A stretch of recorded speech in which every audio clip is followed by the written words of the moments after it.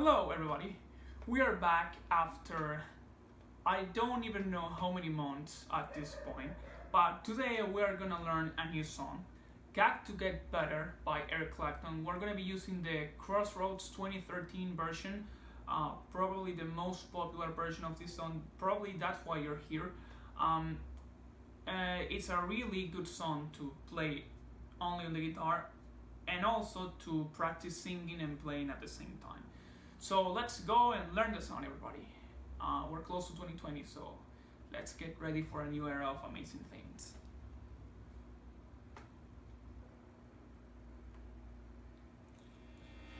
So the intro of this song, before getting to the main riff, you know, the and all of that, the intro of this song, it's a lot of jamming. That's why I don't have a preview for this part. I just want to explain some ideas, because Eric starts the song by muting all of the strings, you know, like this, and having his distortion pedal and wah-wah pedal on, doing only rhythm, you know. So find a strumming pattern you can use, a good rhythm that feels comfortable for you, and just play all the muted strings. So while you're doing that, in the middle, Merrick is playing mainly these two triads. We're gonna see more of that on the main riff. So those are A and G. A is gonna be 9th fret of the G and the high E, and 10th fret of the B, and then 7th fret of the G and the high E, and 8th fret of the B. So it's like your regular D chord, but up here on the 7th fret and the 9th fret. Okay, so you're doing something like this.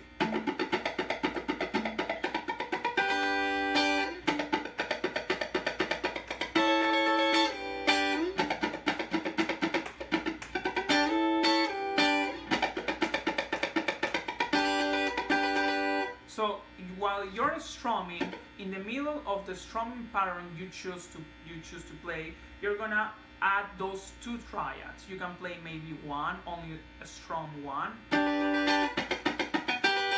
You can slide from one to the other. You can slide up and then back down. From G to A, back to G. Go only from A down to G. Okay, so that's the main idea of the intro.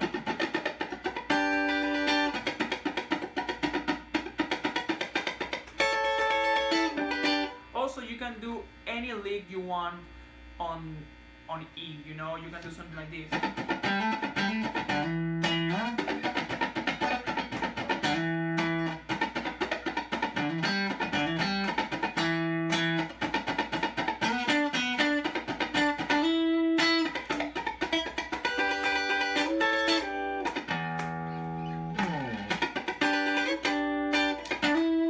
It's a lot of jamming, so I tried to put together something just seconds ago, but the main idea is using those two triads. Okay, now the first tangible part we get from the intro and from the actual song is something like this.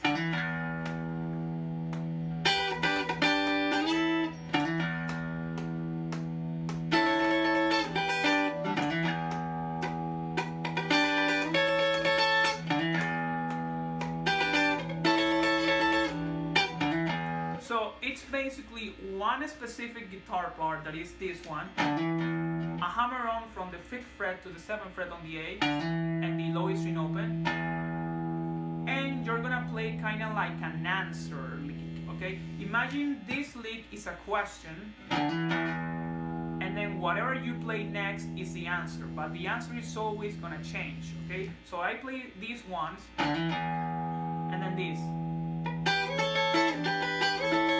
So that lick right there, that's the first answer to this. So the next time I play this question lick, I'm not gonna play this. I'm gonna try to play something different like this. Okay?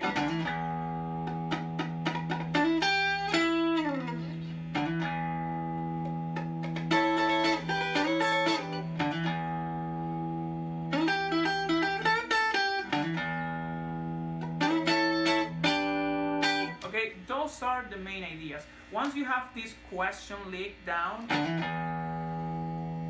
you're gonna play then an answer lick that can be anything as long as it is on E.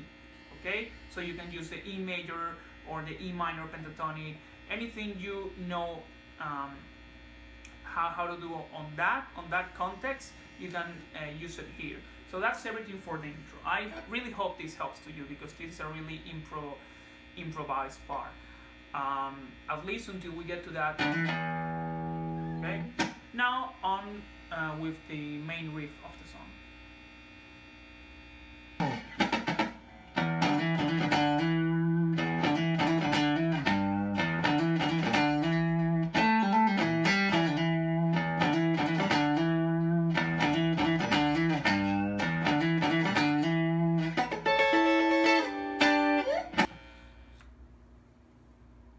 Let's talk about the main riff of the song, that crazy wah-wah distortion action. Now that you've seen the riff, let's go and explain it. You're gonna start by playing the low E string open one time, and then do this. You're gonna play the 5th fret of the A string one time and hammer on to the 7th fret. And you're gonna do that move 2 times, like this. Okay? And then play the 7th fret on the low E, 5 on the A, and 7 on the A. So the whole thing until now. Then the second time around, you're gonna repeat the same thing we did before, but you're gonna end by playing the 3rd fret of the low E and doing a slide bend. The whole thing should be this.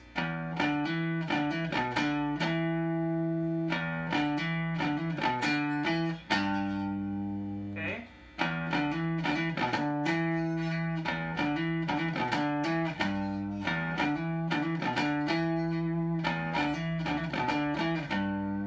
Okay?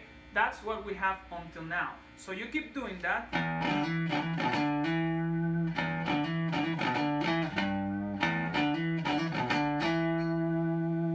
Okay, you do the riff 3 times, so you do this 1 time. Then you do this figure 1 more time. And when you get to that 7th fret of the A, you're gonna do this. You're gonna play the 7th fret of the D, pull off to 5, hammer on to the 7th fret again, pull off again, and then 7 on the A, 5 on the D, and then play 7 on the A, hammer on to 5, hammer on back to 7. That's like another ending. So.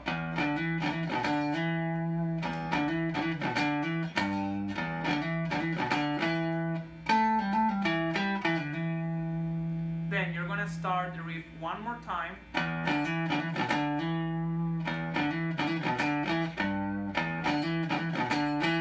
And instead of ending it like this, you're gonna end it like this. Okay, the endings of this riff are really improvised. They're because this song, it's a lot of jamming, especially this version. So if you want to jam an ending like this, or like this, you have to use the minor pentatonic and the E major scale.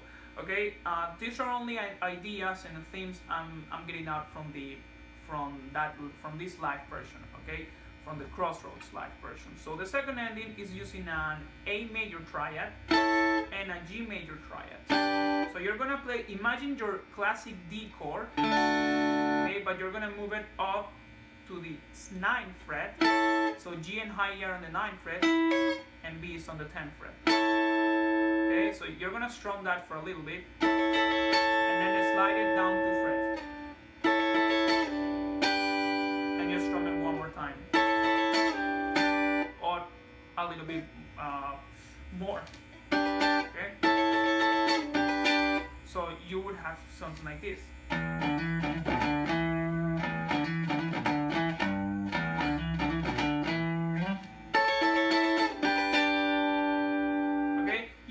these triads. These triads are something Eric uses a lot on this song. So moving around these two things, it's gonna be really useful for you. Another ending can be something like, okay, so I did pull off from 7 to 5 on the D, hammer on and pull off again, 7 on the A, 5 on the D, and then I slide from the A triad to the G triad. So all of these ideas that you can use are based around E. Okay, so if you need help, you can always listen to the recorded version, I mean the studio version, if you can find one, or different live versions to see what Eric does. Okay, and the use of the wah-wah pedal and distortion make this even better. So now let's go to the next riff.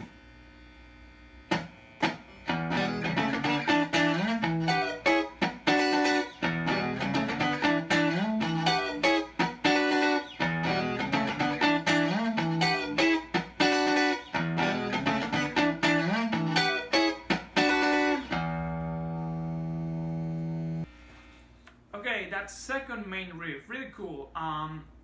We finished all the wah-wah and distortion, crazy stuff. We're on a clean tone now. We're gonna start by doing something that is based around the E major chord. So you want to pluck that low E string one time, and you want to have your middle finger on the A string of the second fret. At the same time, use that finger to mute the D and have that G string open. You can also have those B and high E strings open. You can grab them while you play this if you want to, because nothing happens. Those notes are part of the chord. So you want to pluck the low E string one time, and then you want to strum from the A down to the G. Remember, if you catch those second and first strings, nothing happens. But remember, because you have your G string open, you can do this. You can hammer on from the G string open to the first fret of the G with your first finger, like this. Okay? So, that's the main idea. Then, you're gonna kind of like mute all the strings or play muted sounds with an upstroke. And then play this 4th fret of the A and 2nd fret of the G. Then 5th fret of the A and 4th fret of the G with a downstroke. Until now we have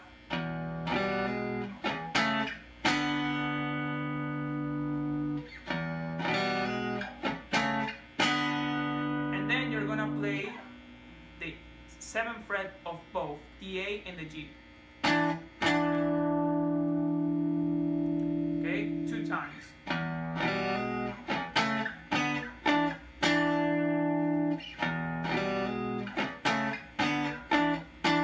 When you get to that 7th fret of the G and the A, you can do an upstroke and then a downstroke.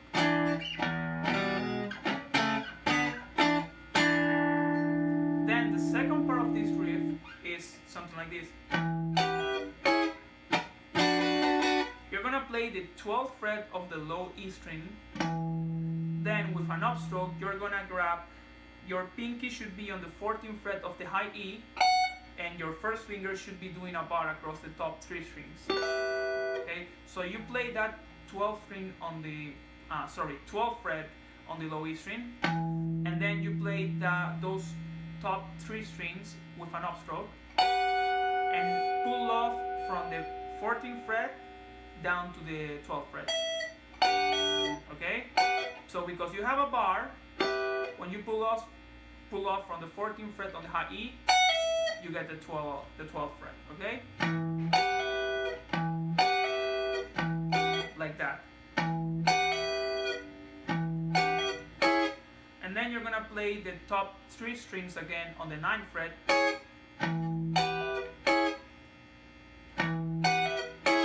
Then you're gonna play all the strings muted one time, and then this. The top 3 strings on the 7th fret, down, up, down, up. So the second part of this second riff, one more time, and the whole riff should be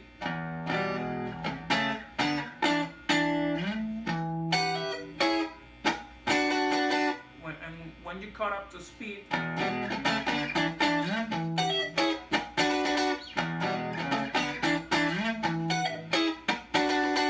It may be a little bit tricky at the start, but you'll get there. You just have to try. This riff is a lot about feel, you know, how do you feel with the rhythm and how everything is going on, you know. So that would be everything for the second main riff.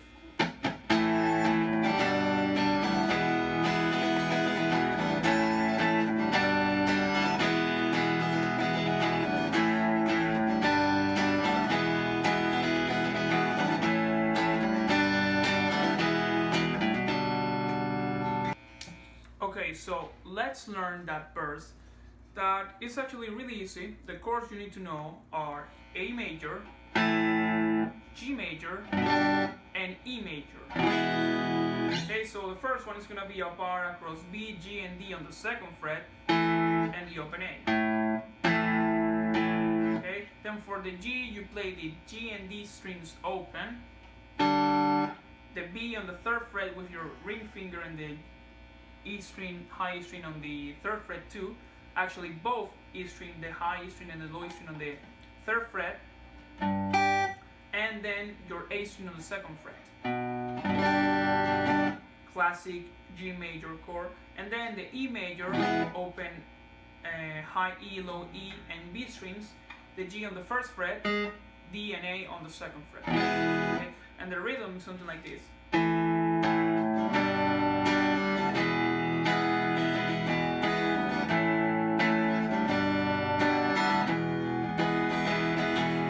So what you want to get is almost two downstrokes for the A and the G every time,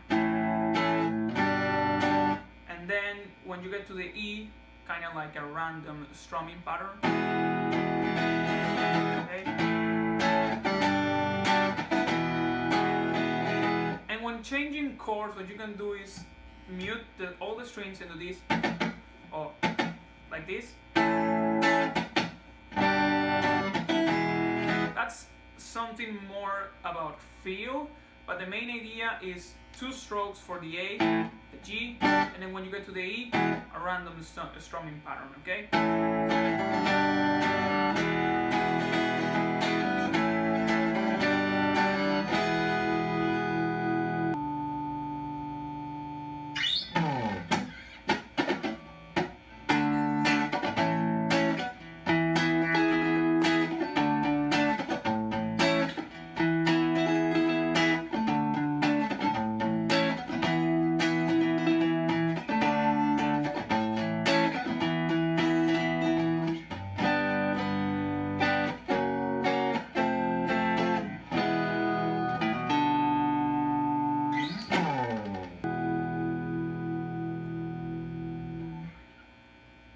That chorus, so friends, that chorus is gonna be also three chords, just as the verse. We're gonna have something we can call the end of the chorus, but it's almost like a new part. It's like a little bridge, so let's go first with the chorus. The chords are gonna be D, A, and E major. So two chords from the verse, the A and the E, but the new chord is gonna be that D. Okay? So you can either play the chorus down here or up here. I see Clapton playing both ways, different times. So the first way is you play that D power chord, open D, second fret of the G and third fret of the B, then the A, and then the E, like this.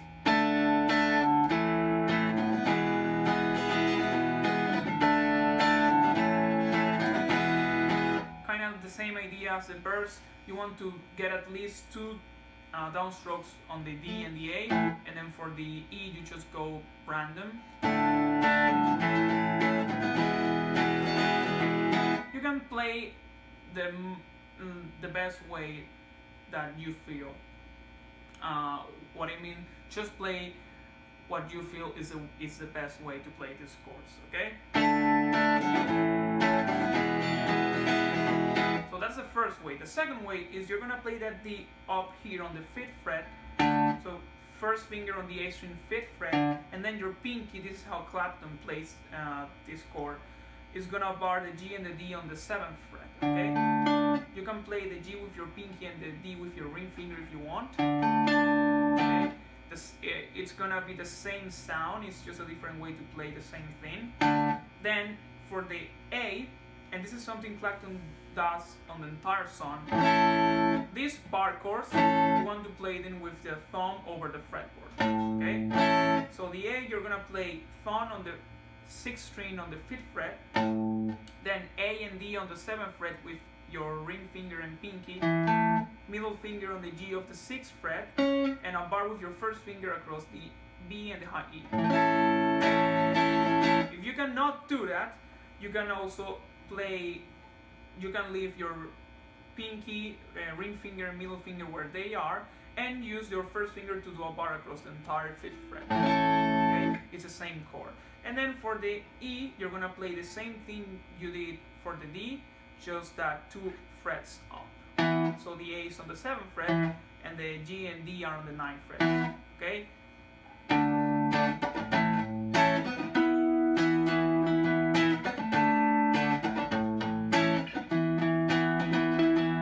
You can extend the D and the E to be major chords. So the only thing you have to do is, if you're playing with your pinky, you have to extend the bar to also play that B.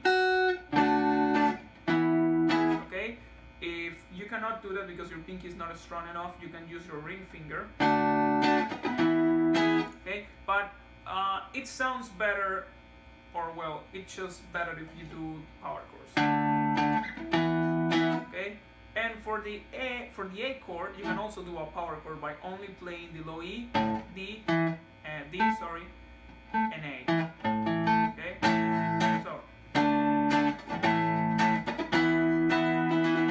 when you have distortion on, that's what sounds better a lot of times.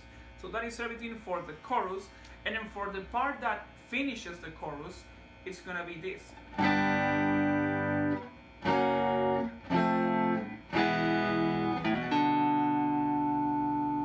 So we're going to be using that same shape we use for the A. Okay, so imagine your A major chord, you're going to move it down 2 frets, now you're playing a G, you're going to strum that 1 time, you're going to wait a little bit, then move this shape down 1 fret,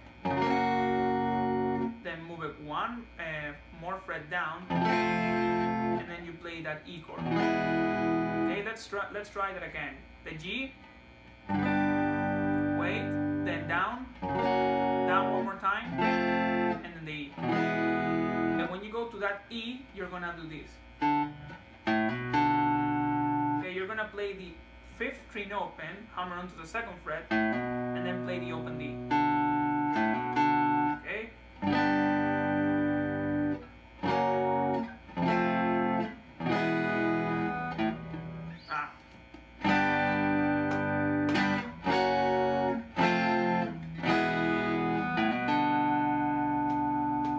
That's the end of the chorus, okay? So the main idea is you go from a G to an F sharp to an F and then the E. It's like a descending line. And then this lick. Okay? And that will be everything for the chorus. Okay friends, that is going to be everything for Got to Get Better. If you want to learn the solos note for note of this version, you can let me know and I'll learn them to teach them to you. If you want to get to know more about improvisation and licks, or the licks of this song and something like that, you can tell me and we can work something out. So hope to see you on the next video. I really hope this helps, and yeah, see you next time. Bye bye.